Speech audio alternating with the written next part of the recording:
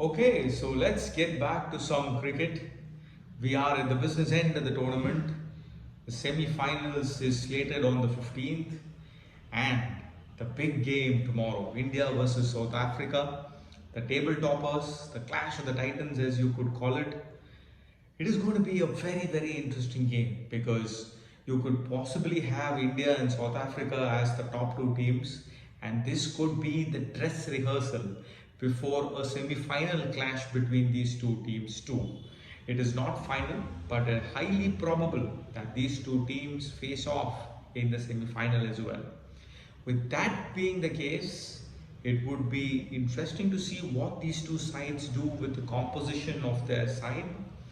Also, what would be the strategy going into this big game?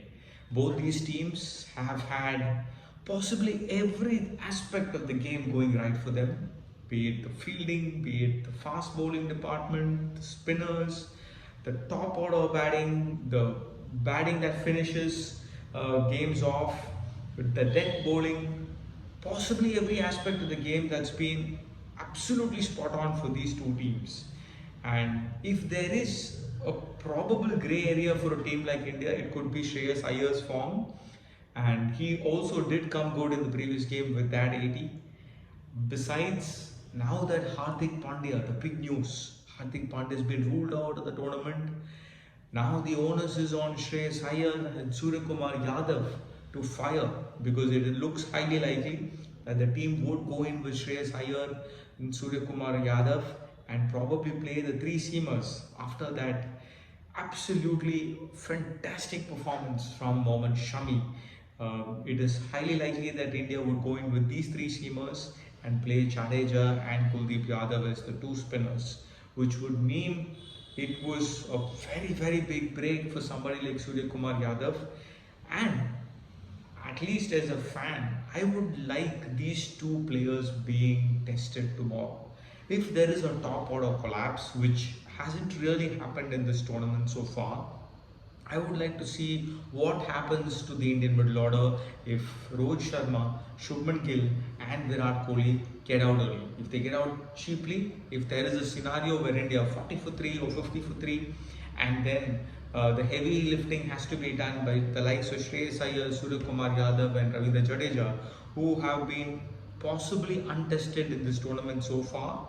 It would be interesting to see what happens and what sort of a total India would be able to put up on the board. So that could be something that you would want to look at. Also with South Africa, what happens there too in the case of a top order collapse. But in their case, a couple of times it has happened. I think Aiden Markram and Marco Jansen stitched together a very good partnership and again got South Africa towards 300 run mark. But India as a team should target something like that with Bumrah, Siraj and Shami being on top of their game. They should look at getting 2 or 3 early wickets and putting pressure on that middle order. You would want to see the back of Quinton de Kock very early, seeing the form he is in, absolutely red hot form. And once he goes, how the middle order reacts is going to be something that is very critical for South Africa's fortunes too. With that being the case, the role of Kuldeep Yadav and Jadeja would become very important in the middle overs because looking at the side, the 5 bowlers would have to bowl their entire quota going forward.